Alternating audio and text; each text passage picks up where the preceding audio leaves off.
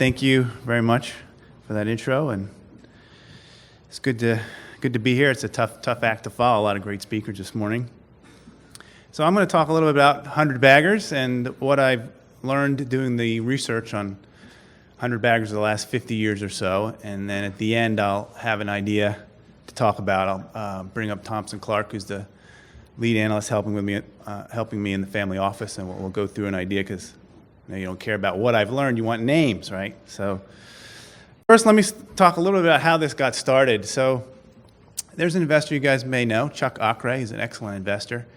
And in 2011, he gave a speech called An Investor's Odyssey. You can Google it and read it. I'd highly recommend it.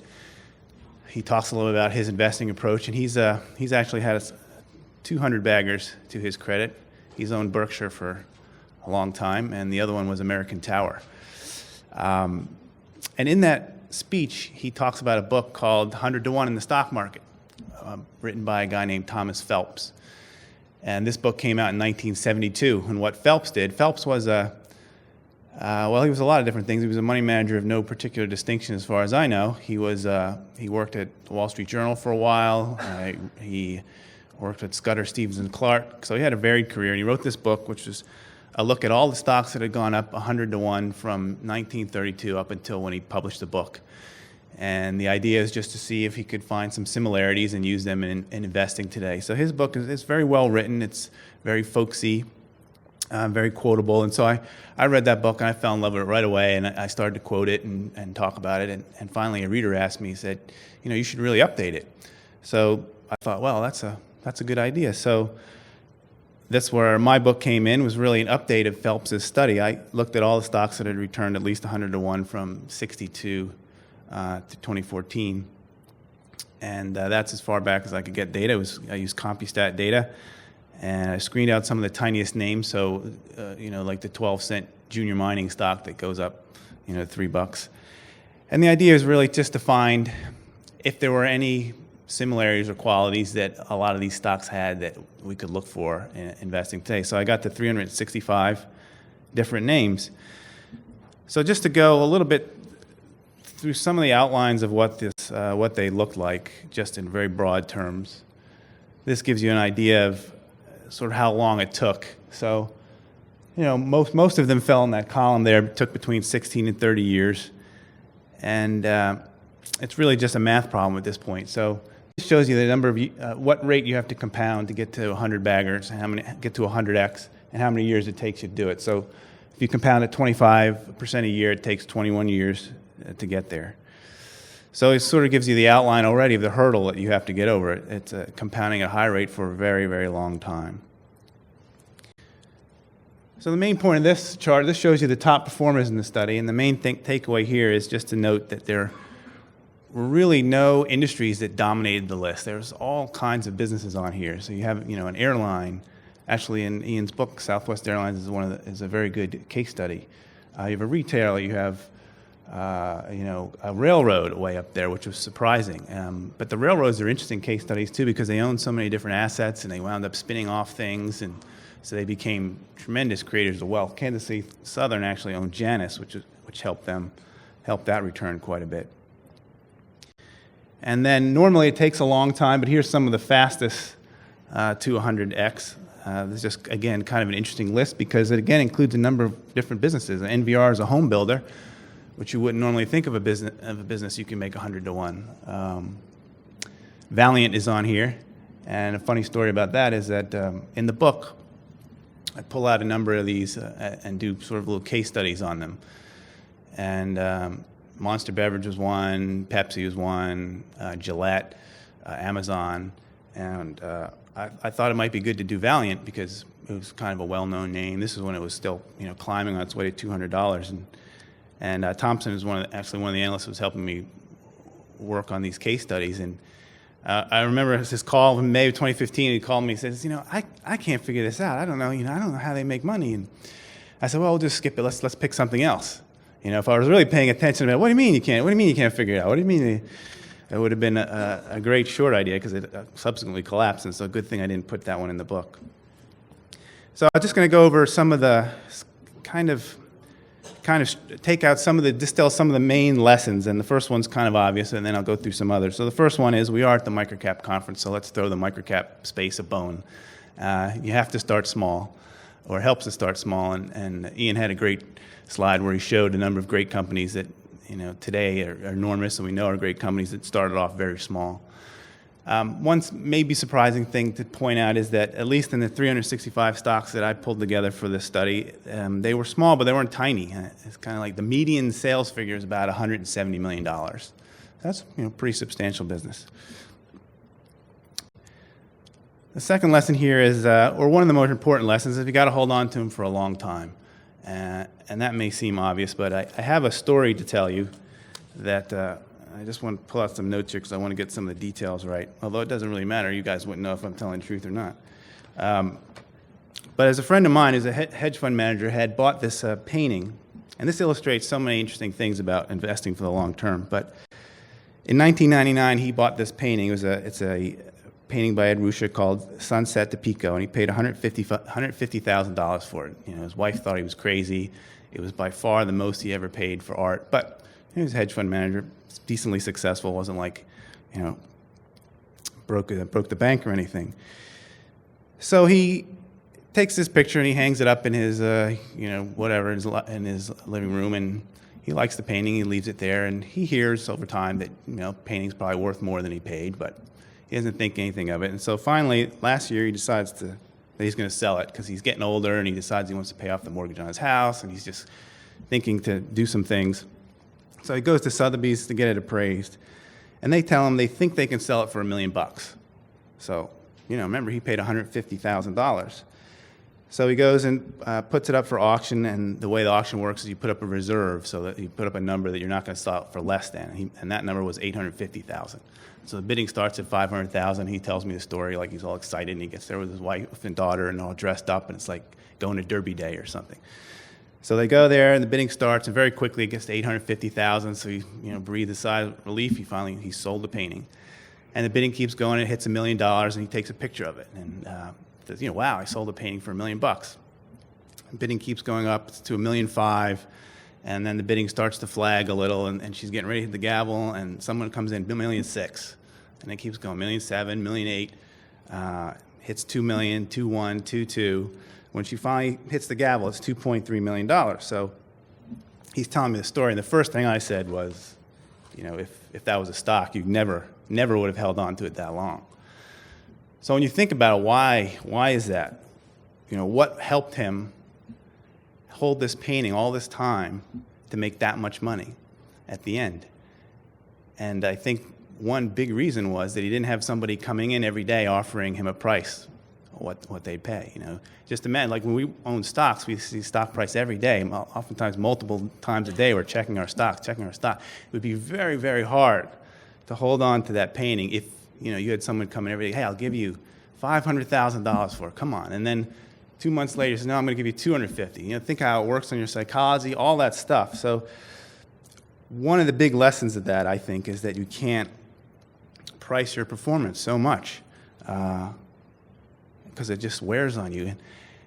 And in the Phelps book, the original Phelps book, he has a great, one of my favorite tables in the book is a table of Pfizer's financial results. And I think it's like sales, net income, but one of them is definitely return on equity. And it's for like a 25-year period of time. And he just says, looking at this column of numbers, is there any point where you would have sold this business? And so it starts from whatever, 19, let's say 40, whatever.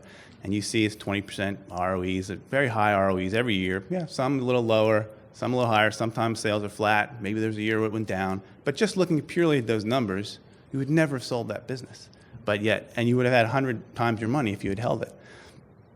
But of course, lots and lots of people sold that business.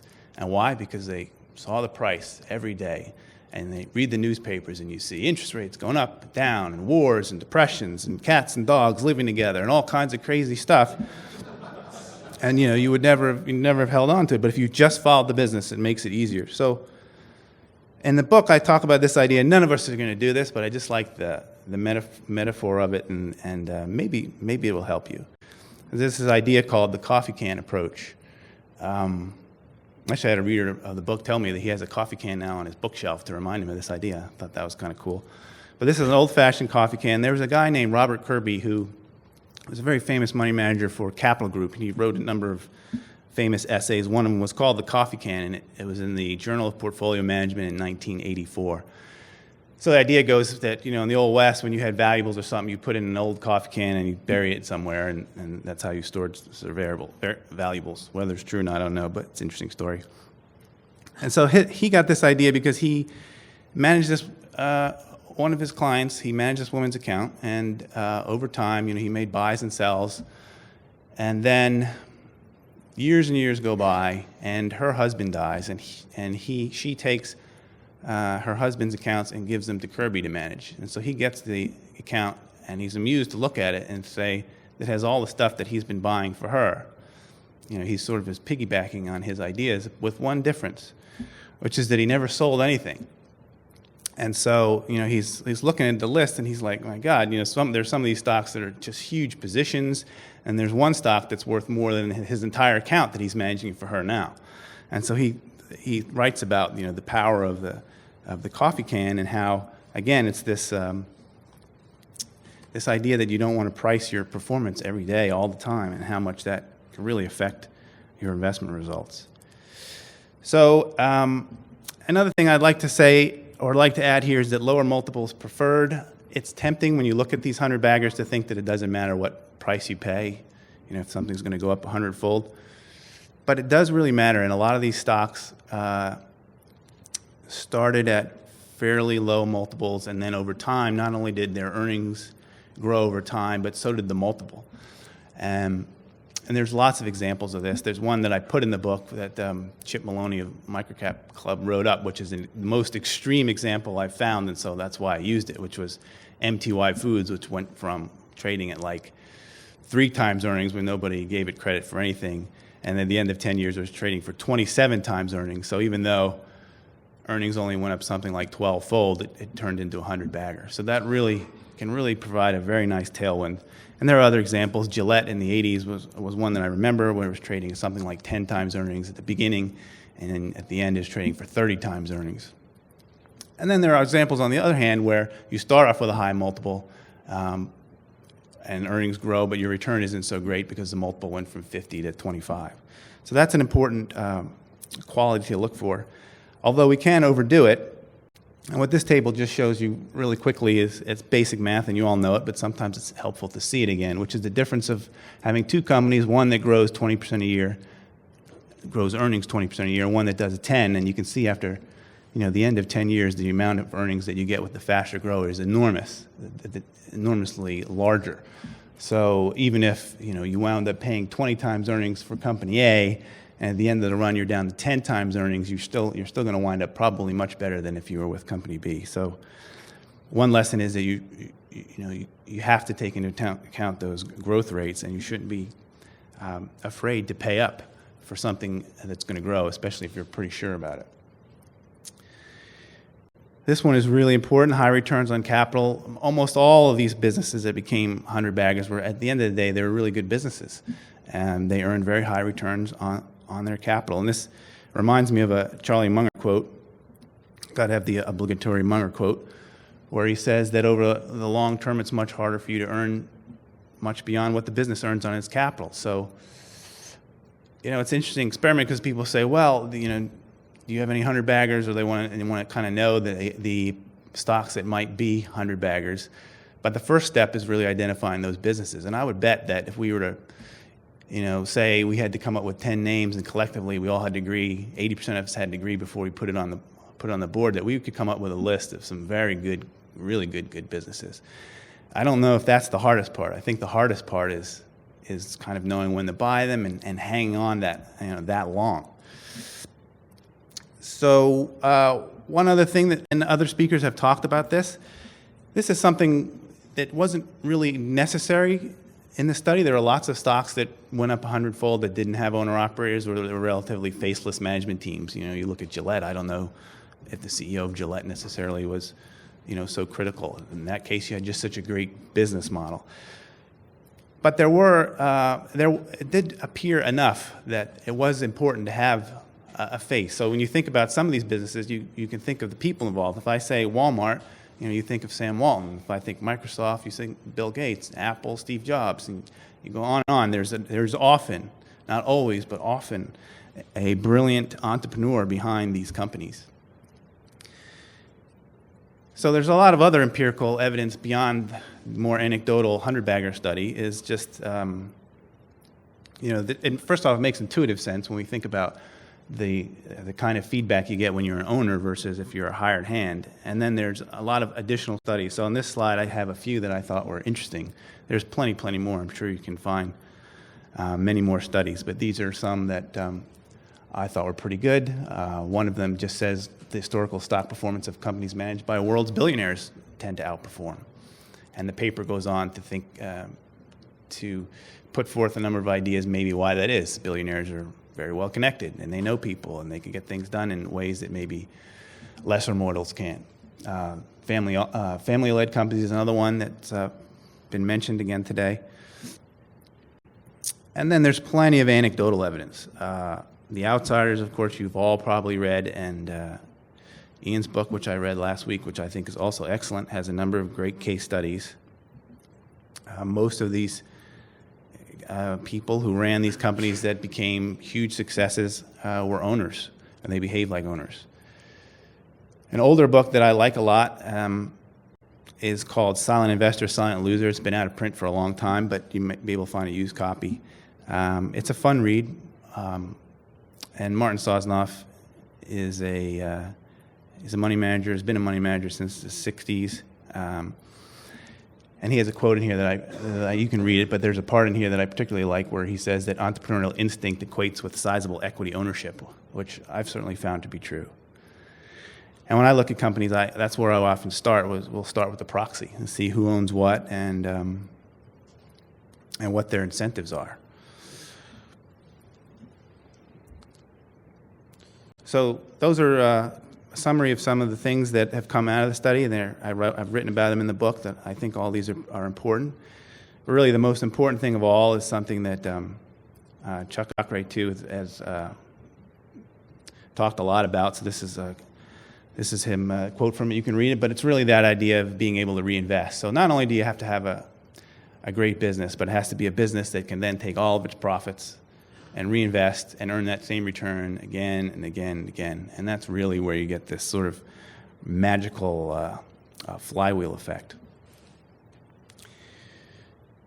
And then the most important lesson of all is just in looking at these stocks is I think that there are two things really. One is that it's both a roller coaster and it's also can be incredibly boring to hold onto these stocks. So first, the roller coaster part is probably one you are more, we would think of first, but just to take a couple examples, like Apple, for example, suffered 4 different 40% drops over the last 2 decades, including a 60% drop in 2008 on its way to 100x. So that's quite a challenge to be able to hold a business through those kind of drawdowns.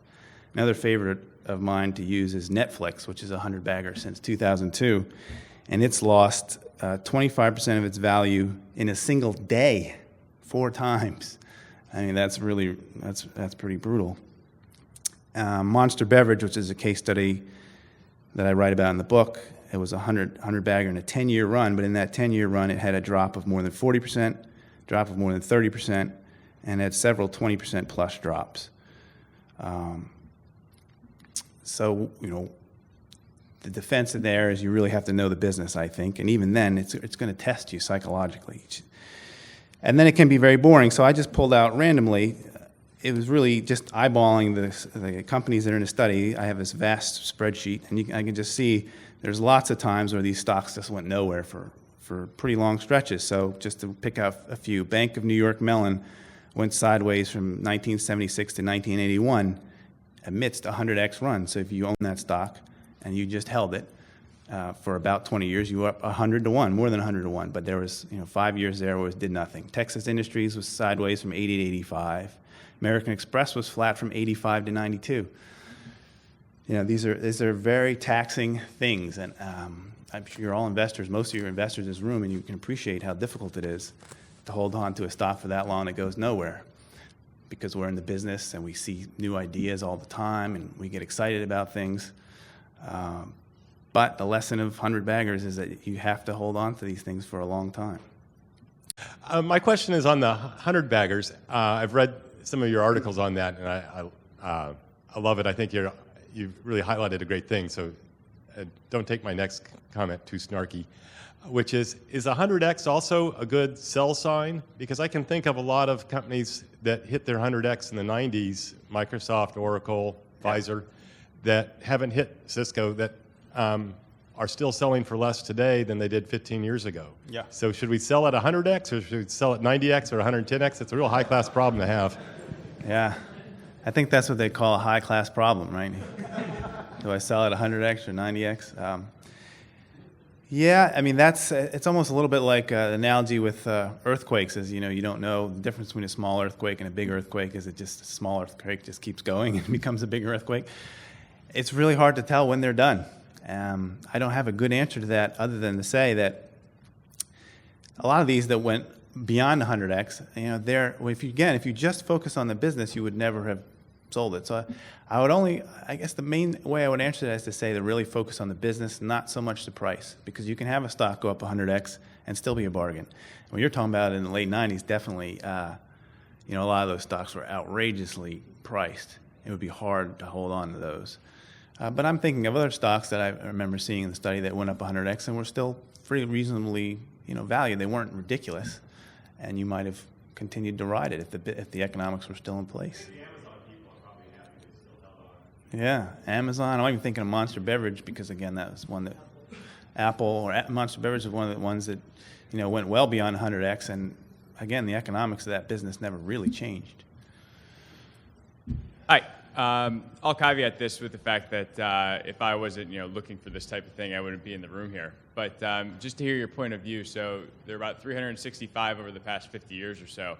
If you look at the past decade, there's a whole lot more private money out there that funds things much further up the growth path. So if you look at when an Amazon went public to a Google to a Facebook, it's just they're coming public later in the game. Where do you see, the number of potential public market 100 baggers going over, 20 years from now? Yeah, and that's a good question. And I think, when you combine Phelps' study and my study, you get to cover a pretty broad 70, 80-year period of time. And there are all different points where you might say there would be more or fewer 100 baggers, but the number is of any given time, there's always a bunch. I mean, there's always multiple companies you could buy any month in any market, any time, and made 100X. True, I mean, like in 1932, there's a lot more opportunity than there was, say, in 2000. So the market has some impact. And what you're talking about is a more, a structural thing having to do with the market today. I don't really know. Maybe that's true, that it would affect the number going forward or not. But I don't know. I don't necessarily worry too much about it, again, because I don't know that I get too hung up on if it's actually going to be 100X or not. I mean, I'm just looking at companies that have these same kind of economics, and the supply is going to ebb and flow. I'm not sure I have a really good answer to tell you about, where they might be in the future. Yeah, I totally agree. It's very difficult. One key problem, I think, is that before, let's say, over the last 50 years, if you take what Buffett did, a lot of what he did is basically ride very gradual disruptions. Mm-hmm. Like Walmart was a disruption to mom and pops, and so he had time to understand and being able to predict certain businesses. If you look at the last 10 years, disruption have become far more faster. Mm-hmm. What took 50 years now can take 3 to 5 years. Yeah. Getting to 100% penetration rate in the population, if it was TV, newspapers, all of that, took 50 to 100 years. Now it's like a new mobile app can get to 10 million in like 1 or 2 years. Right. Which also means it will disrupt somebody else. So that makes the whole thing more difficult. Yeah, and that's empirically true. You cannot escape dealing with technological disruption as you could, let's say, over the last 50 years. Mm-hmm. Yeah, no, that I agree that, and that's empirically true. There's a section in the book where I talk about the lifespan of companies, and you can see, you probably all read this elsewhere, where it's shrinking. And I think on the S&P 500 population, it's maybe down to 15 years or something like that. So that makes it harder. On the flip side, I guess you could say that the acceleration to get there is faster too. I mean, the number of companies that that have those kinds of runs these days that do it in less time. But the whole game is much more difficult. It's really difficult to think of a business that you could sit on today for 20 years that doesn't face some sort of existential threat from disruption somewhere. It's definitely true. Okay, last question. We'll take a break then. So, Chris, amongst the things you highlighted, what you learned, I was wondering if it's the same thing Tom Phelps learned in his study. And the second part was, what is the predictive power of these learnings? Like if he learned similar things, and if you do what people in statistics do call out-of-sample testing, they tested over a sample, and then they tested the results over the sample for which they have not drawn the conclusion. So I don't know if I'm making myself clear, which is you learn these 7-8 things, and then you apply it to a part of the sample from which you've not done the learnings, and does it still hold? So we're basically getting to what is the predictive power of these learnings. Yeah. That's a good question. So the first part was Phelps. I mean, I think with Phelps, the conclusions were very similar. When you think about it, there's some basic rules here with 100-baggers. So to get to 100x, you have to compound at a certain rate over a certain time to get there, and to compound at a certain rate, you have to do certain things. You have to have certain return on equity, return on invested capital, which implies certain margins, which implies certain sales growth. So some of it comes down to that, and our conclusions are similar. In his book, he talks about other things, investing abroad, and he answers some different questions than I chose to focus on. But the results between the two books is very similar. If you read them both, very similar. As far as predictive goes, some things are seemingly more predictive than others. Like the owner-operator thing is I would say is predictive, and you can look at a number of studies and see that as a class, CEOs that have 10% or more of the stock against CEOs as a class that have less than 10% of the stock, they do better. They outperform their hired guns. In the book, I talk about a couple other predictive attributes, like, for example, high gross profit margin tends to be predictive and sticky. So companies that have a 55% gross profit margin tend to keep it, whereas companies that have a more narrow gross profit margin, that doesn't persist as much. And again, this is in the data, speaking of lots of inputs, so there's always exceptions. So that's an interesting one. The gross profit, high gross profit margin is predictive. Those are two that come to mind right now. Maybe if I think of another, I'll let you know. Well, I guess we're done, but thank you very much for your attention, your time. Appreciate it.